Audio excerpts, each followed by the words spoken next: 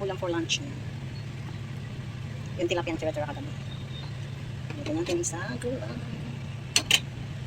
Ulam ng, ano pa ngayon, Holy Thursday.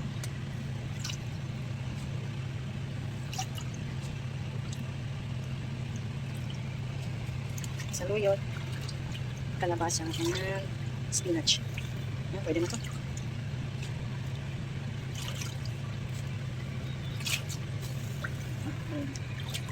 Nataw siya, pero mamaya pag naluto na siya, hindi na lang po. Diba? Ulam na tira-tira. Ulam pa kayo dito. Sarap to.